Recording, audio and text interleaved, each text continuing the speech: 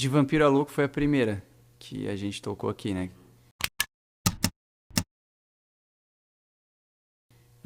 De Vampiro a Louco, ela era um pouco menos pesada, esteticamente, em questão da sonoridade, assim.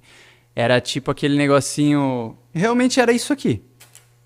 Era aquele negócio mais.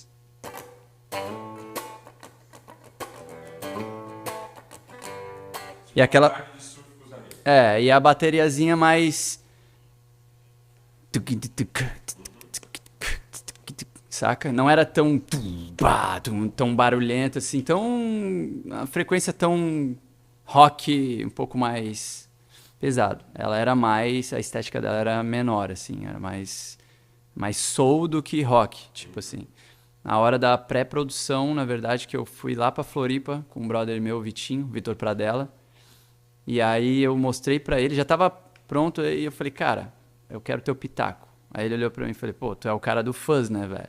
Tipo assim, tá muito limpo.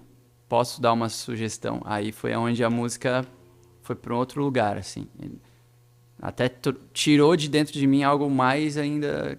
Que é um negócio mais simples, só que mais pesado, digamos assim, sabe? Esteticamente. Essa questão é bem pessoal. Acredito que com todos os compositores, né, músicos, a galera que compõe na real, que escreve, né, que cria, produtores. E eu não tenho essa, não é que eu não precise, eu acredito que a gente precisa, né, de pessoas para somar no negócio. Se eu não falasse no caso, né, com o Vitinho, eu ia continuar, talvez a música seria aquela música lá que eu tinha feito, só que a estética não viria do jeito que veio, não tiraria de dentro, digamos, algo ainda mais. Porque a gente se enxerga, mas tem gente que enxerga a gente fora, ou melhor, todo mundo, praticamente, né? Nos enxerga de fora para dentro. E às vezes a gente se perde dentro de nós. Isso é meio. Então a ajuda de um produtor nesse caso, não aquele que pega e te, cara, coloca totalmente em outra, né? Em outra frequência, em outro estilo musical. Não, mas pô, eu tenho confiança nele porque ele me conhece desde o começo.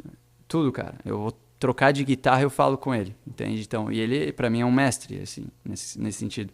Então, eu sei que se ele falar, eu acredito, eu confio. E foi o que foi, cara. Ele conseguiu tirar de dentro, embora eu não seja muito, assim, de aceitar qualquer parada. Isso é meio minha personalidade. Filho único, tipo assim, meu, eu que fiz, sabe? A minha primeira banda era assim, e eu era baterista, e quando eu vinha com apresentar composições, o guitarrista que era o compositor não aceitava nada. Então eu já aprendi, tipo assim, que, cara, o cara que escreve é meio que deixa ele. E aí agora, cara, faz poucos anos que eu tô aprendendo a ser mais colaborador, assim. Hoje eu acho muito legal. Já estou escrevendo algumas coisas com vários parceiros, assim. E de Vampiro a Louco, né, falando assim, exclusivamente dessa, foi assim que aconteceu. Novamente, é pessoal, comunitário e divino para mim.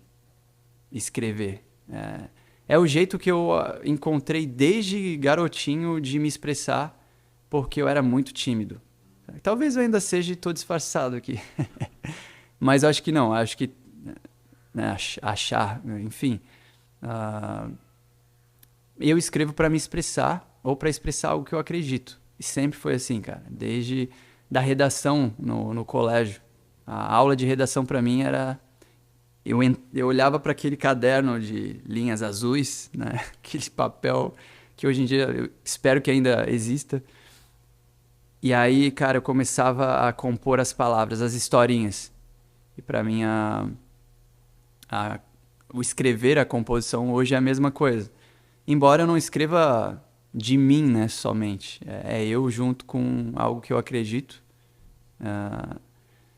Embora, cara, falando de Deus, né, das coisas de fé e de verdade, do que a gente acredita, crenças e tudo mais. Eu ainda acredito que se eu escrever de uma árvore, cara, eu tô escrevendo dele. Eu tô falando dele, sabe? Isso é. Eu até brinco, porque às vezes, uma vez um brother meu falou, a gente tava falando de Jesus e tal. E ele não acreditava em nada. E ele veio. tirar uma onda comigo, tipo, enquanto a gente conversava. Pô, mas e se eu chamar o Jesus de Carlinhos, mano? Aí eu peguei e falei assim, ô Carlinhos, tá ouvindo isso? E na hora o ambiente mudou, cara. E ele sentiu, o cara ficou arrepiado, entendeu? Eu falei, cara, eu trato ele como eu te trato. Eu te conheço há mais de 12 anos. E às vezes eu te chamo de brother, de Carlinhos, o meu amigo. É assim que eu falo com ele, sacou?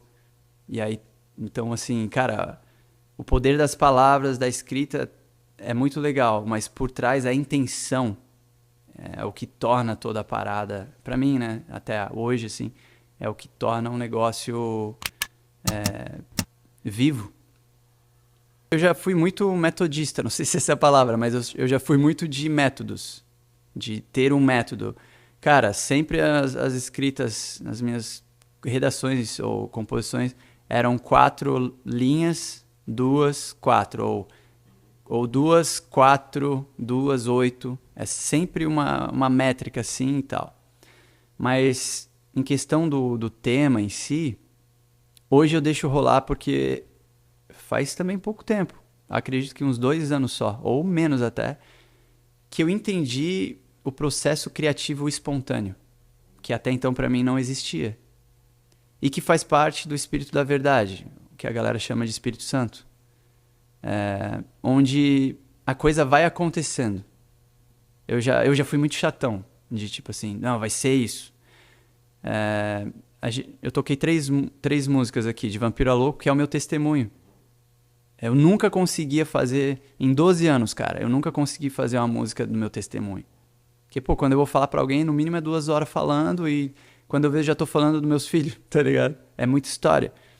E conseguir resumir em 3 minutos, entende? E ainda tem uma doideira no meio que faz parte. Essa sim, eu pensei, cara, eu preciso... Só que ela saiu. Vivo Nele é a história do cego que era cego até encontrar com Jesus, do mudo que era mudo até encontrar com aquele que era infértil quando encontrou. Todas as curas estão ali, só que é como se eu encarnasse aquela parada e eu trago um pouco da minha experiência também. É muito doido isso, não vejo muita gente falando, mas existe e eu tô falando porque eu já ouvi alguém me falando, então tem gente que fala. A diferença da fé e da verdade é duas coisas para mim hoje diferentes. Então, assim, às vezes eu escrevo de coisas que estão na Bíblia, que é fé, porque eu não experimentei. É fé, eu acredito sem ver. Mas às vezes, cara, eu gosto de mesclar os dois. Quando eu percebo que mescla os dois, tipo, cara, eu já vivi isso. E eu acredito. Às vezes eu acredito antes e depois eu vivo. Jesus e a fé, tudo é meio que assim, né? E a última canção, parece que eu sou um bossa nova aqui, né? Último rock and roll. A última música que eu toquei aqui, que é Jesus Meu Oásis, essa surgiu, cara, de uma crítica que eu recebi na internet. Nada a ver com... Eu nunca tinha feito isso. Porque eu nunca ia rebater... Isso é coisa de rapper, né? E foi a minha primeira parada musical. Rapper. Com 10, 12 anos. Que meus pais se separaram. Eu falei, cara, agora eu vou começar a me expressar no rap. Foi a meu primeiro contato musical de botar pra fora mesmo. Mas Jesus Meu Oásis rolou que eu recebi uma crítica na internet, uma comparação, quando eu postei uma foto com um cara famoso da igreja aí, não pode falar o nome, mas assim, eu fui ler os comentários e deu muito comentário me comparando com o Oasis, uma banda. E cara, na época que o Oasis sempre fez sucesso, agora eu sei disso, mas na época que tava fazendo muito sucesso, eu não tava prestando atenção nesse tipo de música, eu andava em outra dimensão, era da galera mais alternativa. Acho que eu ainda sou.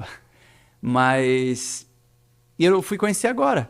Eu lendo os comentários, eu fui conhecer, eu falei, cara, e eu gostei de algumas estéticas sonoras, visuais e tal. E eu falei, cara, pode ser que eu seja um pouco parecido. Uma galera é parecida, somos humanos. Mas eu peguei isso aí e a minha resposta para toda essa galera foi: Jesus é o meu oásis. Tipo, vocês estão me comparando com uma parada, mas Jesus é o meu oásis, saca? Então essa música surgiu num espontâneo criativo. Total, tudo. Primeira coisa, tipo assim, é não ter medo de errar. Porque eu lembro que eu tive muito medo do que iam pensar, o que meus pais, né? A gente sempre tá mirando em alguém que vai nos... E deveria mirar no eterno, no Criador de todas as coisas, que às vezes a gente também não tá nem em contato. E aí por isso fica parando no ser humano. E tudo bem por isso. O Gui, de 10 anos atrás, ou até mais, cara, ele queria...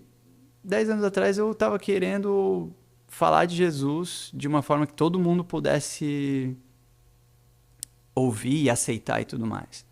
Só que teve alguns erros meus de querer que as pessoas ouvissem, entende? Teve um momento que eu queimei todas as minhas composições numa lareira lá em São Paulo. Todas, tinham 40 músicas, assim, composições.